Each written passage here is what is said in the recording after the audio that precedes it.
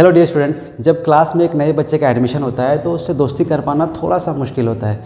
ऐसा ही एक चैप्टर है आपका क्लास 10 में हाइट एंड डिस्टेंस, जिससे दोस्ती करने में बच्चे थोड़ा सा असहज या अनकंफर्टेबल फील करते हैं या उनसे दोस्ती करने में थोड़ी सी उन्हें समय लग जाती है। तो चलिए आपको हाइट एंड डिस्टेंस से दोस्ती करवाते हैं और वीडियो को लास्ट तक देखिए। आपको मैं विश्वास दिलाता हूँ कि ये आपका बेस्ट फ्रेंड बन सकता है ये chapter.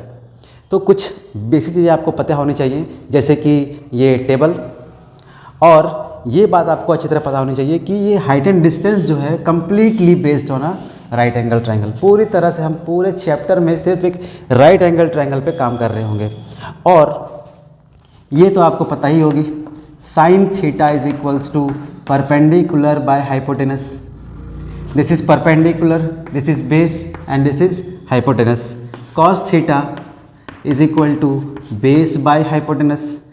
Ten theta is equal to perpendicular by base and cosec theta जो कि साइन का रेसिप्रोकल है, इसको उलट दीजिए तो बन जाएगा ये hypotenuse by perpendicular. Then sec theta जो कि कॉस का रेसिप्रोकल है, वो बन जाएगा h बाई बी। और lastly cot theta is equal to जो कि टेन थीटा का रेसिप्रोकल है, ये इसको भी उलट दीजिए, ये बन जाएगा b बाई पी।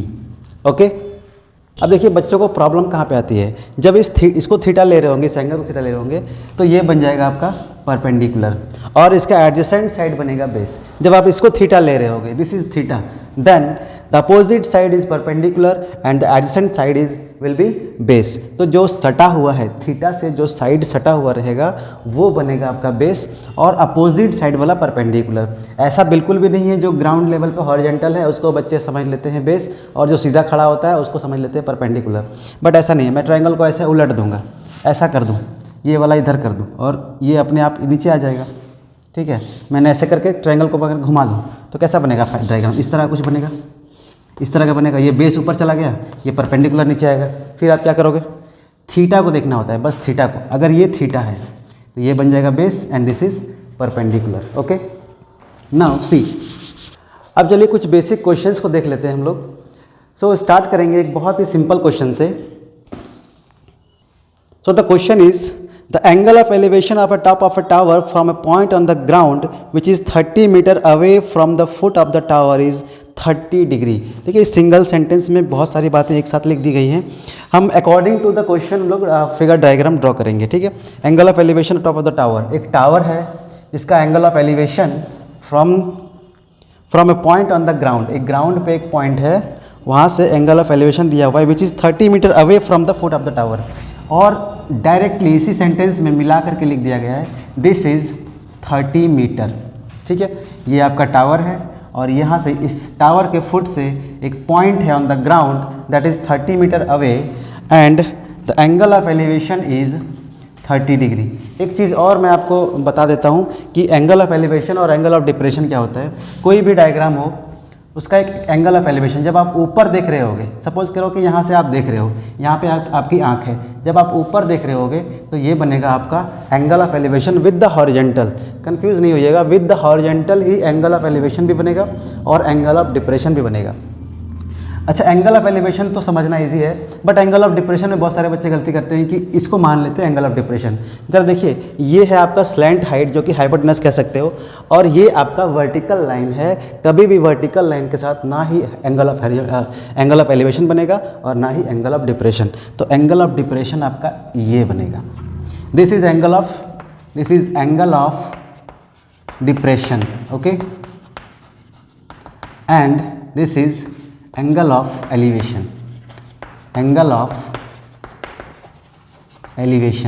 ठीक है, ये दोनों एंगल्स। तो यहाँ पे फिलहाल हम लोग को एंगल ऑफ एलिवेशन दिया गया है और पूछा गया है find the height of the tower, means this height, और हमें दिया गया है 30 मीटर 30 डिग्री और हमें इसको फाइंड करनी। चलो नेमिंग कर देते हैं A, B and C. Now let's solve this question, very easy question. देखिए एच, चलिए आप कंफ्यूज नहीं होएगा क्योंकि इसको मैं हाइपोटेनस बोल रहा था, अभी मैं हाइट के लिए इसको एच लिखा हूँ। ठीक है, हाइपोटेनस के लिए बिल्कुल भी नहीं। तो ये परपेंडिकुलर है, ये 30 डिग्री थीटा दिया हुआ है, इसके अपोजिट साइड जो बनेगा ये परपेंडिकुलर है और हमें बेस पता है पहले से। परपेंडिकुलर और बेस किस ट्रिगोनोमेट्रिक रेशियोज में आते हैं? एक तो टेन थीटा में आता है P/B, और एक कॉट थीटा में आता है B/P। Most of the cases हम लोग टेन थीटा का ही यूज़ करते हैं, जो कि कंफर्टेबल लगता है और कोई बात नहीं है। अदरवाइज अगर आप कॉट थीटा का भी यूज़ करोगे सेम ही आंसर आने वाला है, ठीक है। चलिए 10 का यूज़ करते हैं। एक और चीज़ इसमें है हाइट एंड डिस्टेंस में कि 10 30 डिग्री, 10 60 डिग्री और 10 45 डिग्री, ये जो तीनों वैल्यूज़ हैं आपको बार बार यूज़ करने को मिलेंगे, बार बार देखने को मिलेंगे हर क्वेश्चन में, हर टॉपिक पे, ठीक है। ये हो जाता है 1/√3, this is √3 and this is 1, जो कि आपने उस टेबल में देख चुका था, जो कि ट्रिगोनोमेट्रिक रेशियोज़ के डिफरेंट एंगल्स के वैल्यूज़ दिए हुए थे। Now see this question, 10 30 degree is equal to, we know tan theta is equals to P/B for this angle which is P, this H, and for this angle which is B, the adjacent side is base, so that is equals to 30 meter. Now solve this. Tan 30 degree is equals to 1/√3 is equal to what is H? H is, we don't know the H, and base is 30. So H is equals to, from here H √3 is equals to, we have cross multiplying this, and H is equals to 30/√3, or you can write 10√3. This is the final answer. This is the final answer. So this is the basic question. ये question आपको exam में तो नहीं पूछा जाएगा, हो सकता है 1 मार्क्स के लिए पूछ ले तो वो कोई अलग बात है, बट हम लोग कुछ ऐसे क्वेश्चन सॉल्व करेंगे जो कि एग्ज़ाम के लायक हो, ठीक है, जो प्रीवियस एग्जाम्स में पूछे गए हैं, प्रीवियस एग्जाम पेपर्स में पूछे गए हैं। So our next question is, okay, I am reading the question. An electrician has to repair an electric fault on a pole of height 4 metre, मतलब पोल का हाइट जो दिया हुआ है वो 4 मीटर गिवन है आपको। मैं डायग्राम ड्रॉ करके आपको दिखाता हूँ, ठीक है। So height of the pole is given to you, this is next question. Height of the pole is 4 metre, okay, then he needs to reach a point 1.3 meter below the top of the pole to undertake the repair work। मतलब 1.3 metre below, यहाँ से 1.3 metre नीचे वो आएगा और यहाँ पर repairing का काम होगा। मतलब टॉप से आपको 1.3 मीटर गिवन है, इलेक्ट्रिशियन को यहाँ पहुँचना है, ना कि टॉप में। ये पोल का हाइट पूरी तरह से दिया हुआ है कितना, 4 मीटर, ओके।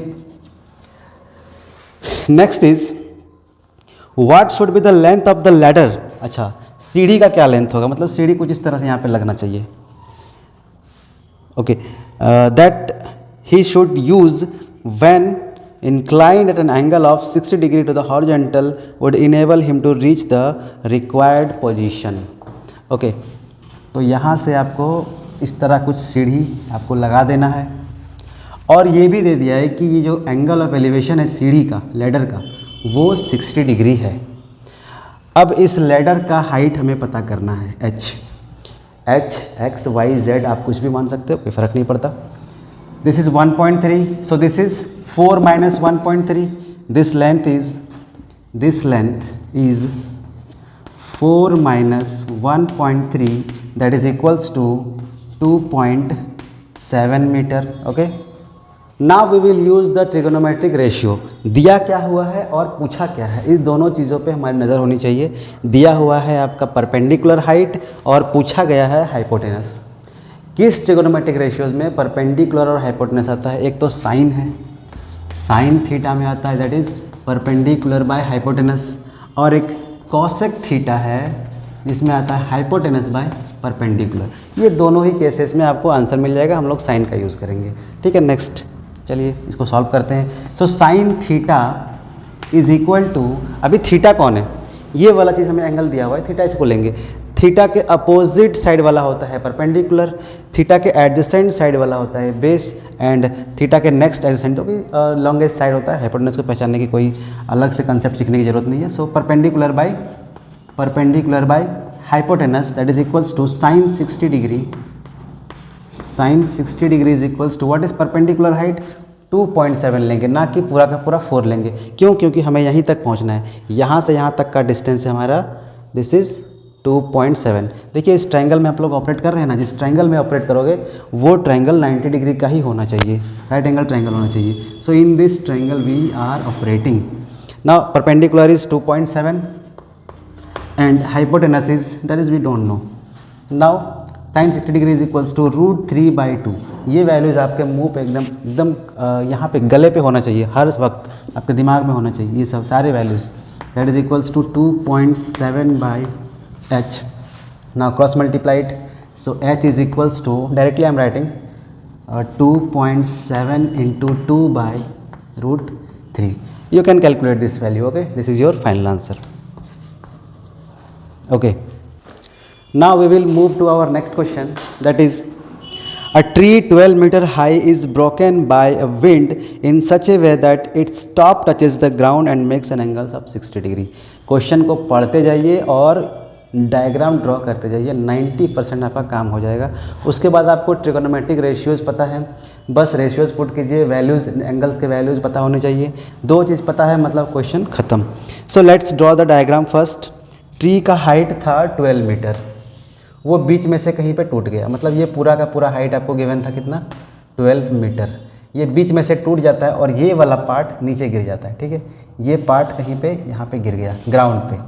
ग्राउंड को हॉरिजॉन्टल ही एज्यूम करके चलना है हमेशा, ठीक है, okay. Next is touches the ground at an angle of 60 degree. This angle is also given to you, that is 60 degree.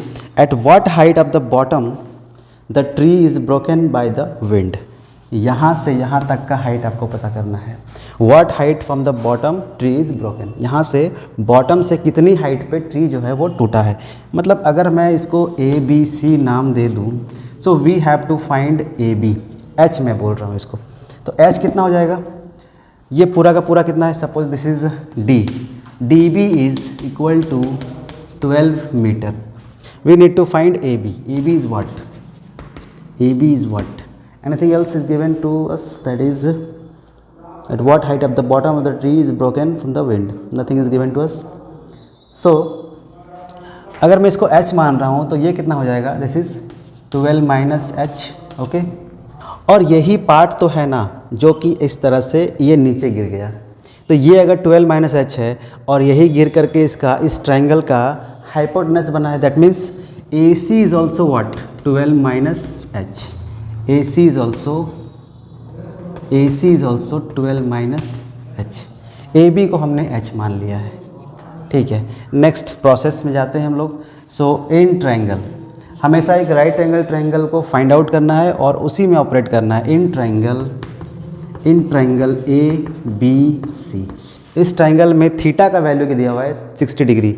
हमारे पास है क्या चीज़, परपेंडिकुलर हमें फाइंड करना है और ये चीज़ AC हमें गिवन है, that is 12 - h। So let it find out. तो हमें साइन 60 डिग्री हमें यूज़ करना पड़ेगा, क्योंकि अगर हम 10 यूज़ करते हैं तो बेस आ जाता है बीच में, बेस का कोई काम ही नहीं यहाँ पे। Sine 60 degree, otherwise you can use also cosec 60 degree.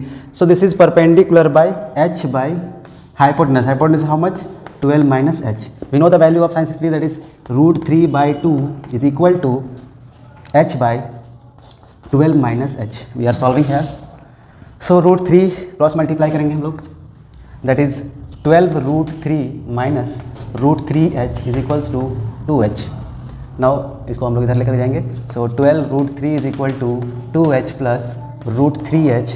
Now 12 √3 is equal to h will be taken as common, so 2 plus √3, h is equals to 12 √3/2 plus √3। अगर हम इसे रेशनलाइज करते हैं तो कुछ और भी आंसर आ सकता है, but this answer is okay.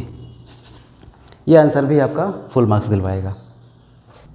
चलिए अब नेक्स्ट क्वेश्चन करते हैं, that is very very good and important question. An aeroplane at an altitude of 1200 metre finds that 2 ships are sailing towards it in the same direction. 2 ship हैं जो उसकी तरफ से आ रहे हैं और सेम डायरेक्शन पे आ रहे हैं, और एरोप्लेन है आपका 1200 मीटर एल्टीट्यूड पे। एल्टीट्यूड का मतलब ही होता है 90 डिग्री, मतलब सीधा हाइट दिया हुआ है एरोप्लेन का 1200 metre, this is A suppose. और यहाँ पर कहीं पे 2 शिप्स हैं जो एक ही डायरेक्शन में जा रहे हैं। ठीक है। And the first angle is given to you that is 60 degree and this angle is also given to you that is 30 degree. I am reading the whole question, that is the angle of depression of the ships as observed from the aeroplane are 60 degree and 30 degree respectively. Find the distance between two ships. इन दोनों ships के बीच का distance हमें find करना है और angle of depression दिया हुआ है। मैंने यहाँ पे एंगल ऑफ एलिवेशन ले लिया है। कैसे? देखिए, एंगल ऑफ डिप्रेशन होता है विद द हॉरिजेंटल। तो फर्स्ट शिप का एंगल ऑफ डिप्रेशन दिया हुआ है आपका 60 डिग्री, यहाँ से यहाँ तक, दिस इज़ 60 डिग्री। ये दोनों लाइंस, ये हॉरिजेंटल लाइन और ये वाला हॉरिजेंटल लाइन दोनों पैरेलल है, इस वजह से एंगल ऑफ डिप्रेशन और एंगल ऑफ एलिवेशन सेम हो जाता है बाय अल्टरनेट इंटीरियर एंगल से। क्लास 9 में हम लोग अच्छे से पढ़ा है। और ये वाला angle, this angle is equal to this one, okay, because of again alternate interior angle. ये एंगल 60 गिवन था और ये वाला 30 गिवन था, ठीक है, ये 60 और ये 30। अब एंगल ऑफ डिप्रेशन देने का मतलब ही है कि एंगल ऑफ एलिवेशन ही दे रखा है, दोनों सेम चीज़ होता है, अल्टरनेट इंटीरियर एंगल से दोनों के दोनों इक्वल हो जाते हैं। Now let's solve this question. This is A, B, C and D. हमें डी सी दिस ये वाला डिस्टेंस हमें फाइंड करना है। चलिए कुछ मान लेते हैं, this is why, this is x और ये चीज़ हमें गिवन है। हमेशा आप याद रखिएगा कि एक राइट एंगल ट्रायंगल को फाइंड आउट करना है और वहीं से आपका क्वेश्चन बनना शुरू होगा। So let the triangle in triangle A B C, इस ट्रायंगल को देखिए, इस ट्रायंगल को ए बी सी ट्रायंगल को जब इसको देखेंगे तो देखेंगे कि हमें एंगल ऑफ एलिवेशन दिया हुआ है कितना, 60 डिग्री, और हमारे पास परपेंडिकुलर है और हमें बेस फाइंड आउट करना है। तो परपेंडिकुलर और बेस आता है tan या cot में, तो tan 60 degree is equals to perpendicular by base that is x, so √3। ये सारे वैल्यूज आपको अच्छी तरह से पता होनी चाहिए। 1200 by x, now x is equals to 1200 by √3। Now in triangle A B D, ये भी एक पूरा का पूरा राइट एंगल ट्राइंगल, इसमें B angle is right angle. In triangle A B D, इस ट्राइंगल में हमारा एंगल एलिवेशन दे रखा है 30 degree, so we have to take that tan 30 degree is equal to how much, 1200 perpendicular again is 1200 divided by base is how much, ये पूरा का पूरा बेस, क्योंकि हमने इस बड़े वाले ट्रायंगल को पिक किया हुआ है। सो x है और plus y, db is equals to x plus y, so it is x plus y। Now from here we can find 1 by √3 is equals to 1200 by x plus y, so x plus y is equals to 1200 √3 and y is equals to, we can write 1200 √3 minus x, and we know the value of x. Let's put it over here. So y is equals to 1200 √3 minus what is the value of x, 1200 by √3. Let's take the LCM first. √3 into √3 is 3, 1200 into 3 is equals to 3600 minus 1200, that is equals to 2400 divided by √3। This is our final answer. ये बहुत ही simple question था। दो triangles को हमने pick किया, एक बार छोटे वाले ट्रायंगल को, एक बार बड़े वाले ट्रायंगल को, जो कोई एंगल ऑफ एलिवेशन दे रखा था, वहाँ से एक इक्वेशन हमें यहाँ से मिला और एक इक्वेशन हमें यहाँ से मिला। दोनों इक्वेशंस को हमने इस इक्वेशन का वैल्यू इस इक्वेशन में पुट किया, वैसे ही हमारा y का वैल्यू आ गया और ये आ गया हमारा 2400 बाई √3। ये हमारा आंसर था, यही पूछा गया था हमें। Now let's see the next question. Two pillars of equal height and on either side of the road, मतलब एक रोड है, उसके दोनों साइड से एक पिलर है। Suppose this is the width of the road, और यहाँ पे एक पिलर और यहाँ पे एक पिलर ऑफ इक्वल हाइट, दोनों का हाइट कितने हैं, सेम है, which is 100 metre wide. The road is 100 metre wide. Now what is asking, the angle of elevation of the top of the pillars are 60 degree and 30 degree at a point on the road between the pillars. Road पे कोई एक point है यहाँ पे, जहाँ से इसका एक एंगल गिवन है और इसका भी एंगल गिवन है, that is 60 degree and this is 30 degree. Okay, find the position of the point of the pillars and height of each pillar. हमें तो पहला बात है कि हाइट फाइंड करना है और इस पॉइंट का पोजीशन फाइंड करना है, मतलब इस पिलर से कितने डिस्टेंस पे है और इस पिलर से कितने डिस्टेंस पे है। तो एक काम करते हैं, हम इसे x मान लेते हैं। अगर ये x होगा तो ये कितना हो जाएगा, 100 दिया हुआ है पूरा, तो 100 माइनस x हो गया। Now a b, this is c, this is d, this is E.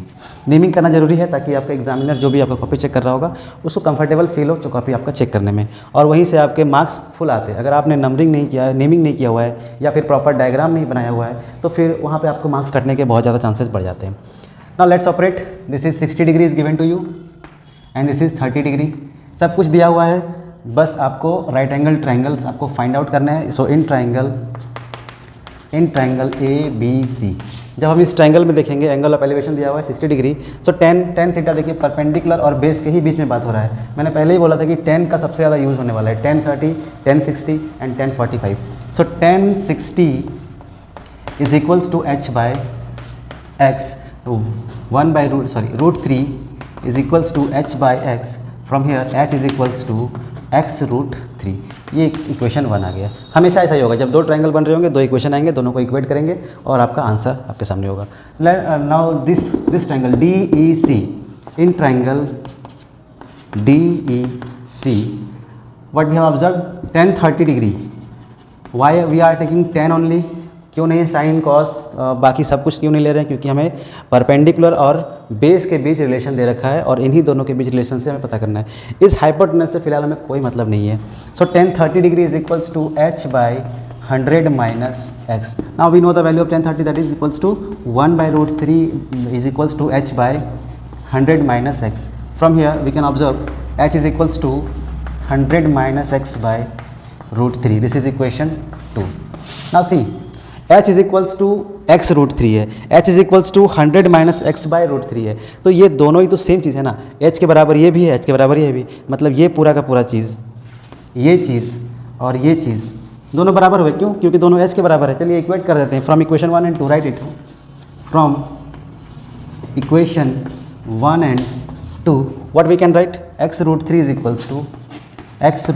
Equals to 100 minus x, 100 minus x divided by √3। Cross multiply करेंगे, ये बन जाएगा 3x is equals to 100 minus x, और ये x इधर आएगा 4x, ये इधर आकर के प्लस हो जाएगा। 4x is equals to 100 and x is equals to 25। तो हमें x का वैल्यू मिल गया कितना? 25। तो 100 माइनस x कितना हो जाएगा? This is 75। तो हमें पोजीशन मिल गया है पॉइंट का। तो पॉइंट B से C का डिस्टेंस जो है वो 25 मीटर है और E से C का डिस्टेंस जो है वो 75 metre. Now it's time to find the value of h का वैल्यू कितना होगा? यहाँ से भी फाइंड कर सकते हैं और यहाँ से तो नहीं, हाँ यहाँ से भी फाइंड कर सकते हैं, दोनों ही सेम है। पहले फिलहाल हमें यहाँ से इजी दिख रहा है। So we know h is equals to x√3। Directly put the value of x 25√3 is final answer. This is 25√3। अगर एग्जाम में आपको √3 का वैल्यू दे रखा होगा 1.73 ऐसा करके कुछ, तो आपको सिंपली इसको दोनों को मल्टीप्लाई कर देना है। ठीक है, 1.73 पुट करके √3 का वैल्यू और 25 से मल्टीप्लाई कर देना है। That will be the final answer. अगर दे रखा है तो, नहीं दे रखा है तो इससे आपको फुल मार्क्स आएंगे। Okay, let's move to the next question, that is from a window 15 metre high above the ground in a street. एक गली है, उसमें एक खिड़की है और वो खिड़की जो है वो 15 मीटर हाई है। ठीक है, यहाँ पे कोई यहाँ पे बैठा हुआ है और एक इसके अपोजिट साइड में एक बड़ा सा बिल्डिंग है। क्वेश्चन में लिखा हुआ है that is an angle of elevation and depression of the top and foot of another house on the opposite side of street. Street के अपोजिट साइड में एक बड़ा सा बिल्डिंग है, उसका एलिवेशन और एंगल ऑफ डिप्रेशन दे रखा है। तो एलिवेशन जो होगा वो हॉरिजॉन्टल के साथ बनता है और एंगल ऑफ डिप्रेशन भी जो है वो हॉरिजॉन्टल के साथ बनता है, और ये बन गया आपका 30 degree and this is given to you 45 degree. This is 15 metre, then this height that is naming कर देते हैं A, B, C, D and E। So B is equal also to 15 metre. और जब भी आपको 45 डिग्री दिखे तो खुश हो जाना। क्यों? क्योंकि tan 45 डिग्री एक बहुत अच्छा एंगल है आपके लिए, क्योंकि tan 45 इज इक्वल्स टू, जब भी आप P बाई B लिखते हो tan 45 का वैल्यू होता है P बाई B, और इस केस में tan 45 के केस में perpendicular is equals to base हो जाता है हमेशा। ठीक है, तो डायरेक्टली हम इस आइडेंटिटी का यूज़ करेंगे। तो बनाने से पहले मैं आपको दिखा देता हूँ। देखिए tan 45 जैसे ही हम लोग यूज़ करेंगे, इसका परपेंडिकुलर क्या बन जाएगा? ये वाला, this height, this is BE। मैंने आपको पहले ही बताया कि थीटा एंगल जो भी रहेगा, जो भी एंगल होगा, उसके अपोजिट साइड का जो भी साइड है वो बनेगा आपका परपेंडिकुलर, और उसका एडजेसेंट साइड मतलब ये BC will be the base. उसके जस्ट उल्टे tan 30 अगर हम जब लेंगे तो ये बनेगा परपेंडिकुलर, मतलब AB will be the perpendicular and BC will be the base. So let's start solving. Without wasting any time. So in triangle, सबसे पहला तो आपको ट्राइंगल पिक करना है। कौन सा ट्राइंगल लेंगे हम? BCE या फिर CBE। तो CBE, इस ट्राइंगल को क्यों पिक कर रहे हैं? क्या राइट एंगल ट्राइंगल है? यस, ये एक राइट एंगल ट्राइंगल है जिसमें थीटा का वैल्यू है 45 degree. So in triangle this tan 45 is equal to BE, that is perpendicular. यहाँ पे बहुत फंसते हैं बच्चे कि परपेंडिकुलर किसको लें और बेस किसको लें। बस थीटा को देखिए, थीटा के अपोजिट जो साइड होगा वही बनेगा परपेंडिकुलर, और उसके जो सटा हुआ होगा मतलब एडजेसेंट साइड जो होगा वो बनेगा base. So BE that is 15 BE divided by BC। और मैंने पहले बताया कि tan 45 का वैल्यू 1 होता है, तो BE और BC तो दोनों बराबर हो जाएंगे। सो BE का वैल्यू हम यहाँ पर पुट कर सकते हैं 15 मीटर, और BC यहाँ से लिख सकते हैं हम लोग 15 मीटर। तो ये भी हो गया आपका 15 मीटर। अब इस ट्रायंगल को लेना बहुत ही आसान हो गया है। क्यों? क्योंकि थीटा भी गिवन है, बेस भी गिवन है, बस परपेंडिकुलर फाइंड करना है। So now in triangle ABC we can write tan 30 is equal to AB by BC, AB by BC, all the values we have given, only AB पता नहीं है। So 1/√3 is equals to AB by what is BC? 15 metre. So now we can write from here AB is equals to 15/√3, और थोड़ा सा और इसको modify कर देते हैं। 15 को हम लोग लिख सकते हैं 5 × 3, और 3 को लिख सकते हैं √3 × √3 डिवाइडेड बाई √3। मैं ऐसा क्यों कर रहा हूँ? क्योंकि क्वेश्चन में दिया हुआ है कुछ, show that the height of the opposite house is 23.66 metre. मतलब इसका हाइट जो है हमें, इसका हाइट मतलब AE हमें प्रूव करना है, AE प्रूव करना है 23.66 मीटर। और जब हमें प्रूव करने के लिए क्या दिया है तो हम बीच रास्ते में इसको नहीं छोड़ सकते हैं, मतलब 15/√3 तो नहीं छोड़ सकते, आगे से हमें सॉल्व करना पड़ेगा। तो ये हमारा आ गया है 5√3। Okay, so the height is what? This is 5√3, this height is we have find out 5√3, और ये कितना है 15। सो AE जो कि हमें फाइंड करना था, इसे हम लिख सकते हैं AE is equals to AB plus BE। AB हमने अभी अभी फाइंड किया, दैट इज़ 5√3 प्लस BE पहले से पता था 15 है।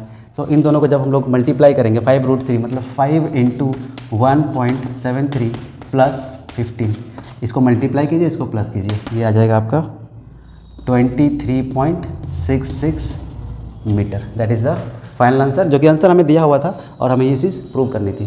ठीक है डियर स्टूडेंट्स, जितने भी क्वेश्चंस मैं कर रहा हूँ ये सारे के सारे क्वेश्चंस प्रीवियस ईयर में पूछे गए क्वेश्चंस हैं। तो क्वेश्चन का कंसेप्ट बिल्कुल भी चेंज नहीं होगा, भले ही क्वेश्चन चेंज हो जाए, लेकिन इस कंसेप्ट से बाहर कोई भी क्वेश्चन आपका नहीं आने वाला एग्जाम में। So don't worry about that. So now next question is ये भी हमारा प्रीवियस ईयर में पूछा गया क्वेश्चन है। So our question is, a person standing on a bank of the river observed that an angle of elevation of the top of the tree standing on opposite bank is 60 degree. तो एक bank of river क्या होता है? नदी का किनारा। ठीक है, यहाँ पे एक आदमी खड़ा है और इधर एक ट्री है जिसको वो देख रहा है, उसके टॉप ऑफ द ट्री का एलिवेशन बना रहा है कितना? 60 डिग्री। और उसके बाद क्या रहा है क्वेश्चन में? When he moves 40 metre away from the bank, मतलब जब इस किनारे से 40 मीटर अवे मतलब दूर चला जाता है 40 metre away from the bank, तो यहाँ से एंगल ऑफ एलिवेशन कह रहा है कि 30 डिग्री रह जाएगा। This is 30 degree. Now find the height of the tree and width of the river. ये 40 दिया हुआ है, दिस इज़ हम लोग इसको H अज्यूम कर लेंगे। This is A, B, C and D। इसको हम लोग X अज्यूम कर लेंगे। हमें H और X दोनों ही फाइंड करना है। X क्या है? विड्थ ऑफ द रिवर है, और H क्या है? Height of the tree. Now operate in triangle, हमें बस right angle triangle find out कर लेना है बस। ठीक है, इन ट्राइंगल ABC, जब इस ट्राइंगल को हम लोग देखेंगे तो हमें पता चलेगा tan 60। हमें tan 60 यूज़ क्यों कर रहे हैं हम लोग? क्योंकि हमारे पास परपेंडिकुलर हाइट है और बेस वाला हाइट है, इन दोनों के बीच का रिलेशन है। अब फिलहाल हमें हाइपोटेनस से कोई मतलब नहीं है, इसलिए हम लोग tan या cot दोनों ही यूज़ कर सकते हैं। So tan 60 degree is equals to H by X। Now √3 is equals to H by X। From here we can write H is equals to, और X इज इक्वल्स टू लिख लेते हैं, X is equals to H by √3। हम यहाँ से X का value भी निकाल सकते हैं या H का वैल्यू भी निकाल सकते हैं, दोनों ही सही है। ठीक है, for the next equation we can write in triangle, कौन सा ट्राइंगल आपको दिख रहा है? Next right angle triangle ABD। ये पूरा का पूरा, कुछ बच्चे गलती करते हैं, यहाँ से इस ट्राइंगल को पकड़ लेते हैं, मतलब ADC को पकड़ लेते हैं। यहाँ पे कोई राइट एंगल बन ही नहीं रहा, इसलिए हम लोग ट्राइगोनोमेट्रिक आइडेंटिटीज का यूज़ यहाँ पर नहीं कर पाएंगे। So in triangle ABD what we can write? tan 30 degree, इस ट्रायंगल में थीटा का वैल्यू है 30 degree, is equal to perpendicular divided by base. Base ये पूरा का पूरा है, मतलब बी डी कितना है 40 प्लस एक्स, हम लोग पूरा लिख लेते हैं एक बार। H by B D that is 1/√3 is equals to H by B D is 40 plus x. From here हमने यहाँ से एक्स का वैल्यू निकाला था, यहाँ से भी एक्स का वैल्यू निकालेंगे। So h√3 is equals to 40 plus x. From here we can write x is equals to h√3 minus 40। ये एक वैल्यू है हमारे पास x का और ये एक वैल्यू है हमारे पास x का। इसको इक्वेशन 1 बोल दो और इसको इक्वेशन 2 बोल दो। From equation 1 and 2 we can say that h/√3 is equal to h√3 minus 40। Okay, क्यों? क्योंकि ये दोनों ही x के बराबर है। From equation 1 and 2 we can write, from equation 1 and 2 what we can write, h/√3 is equals to h√3 minus 40। Cross multiply अगर हम लोग करते हैं इसका तो ये बन जाएगा h is equals to 3h minus 40√3। ये √3 आकर के पूरा का पूरा ऐसे मल्टीप्लाई हो गया। ठीक है, मैं स्टेप्स को स्किप कर रहा हूँ। So from here we can write 40√3 is equals to 3h minus h and 40√3 is equals to 2h and h is equals to 20√3। ये हमारा फर्स्ट आंसर है। ये हमारा आ गया कितना, 20√3। यहाँ से हम x का वैल्यू भी निकाल सकते हैं। x का वैल्यू कितना है, h/√3। So x is equals to h/√3 that is equals to 20√3 ये हो गया h का वैल्यू और ये हो गया हमारा जो कि h/√3 था, वो √3 cancel out that is equals to 20। So value of x is equals to 20 metre. If this video is helpful for you, please like the video, and for more important and interesting concepts of math, please subscribe the channel and don't forget to click the bell icon. Thank you.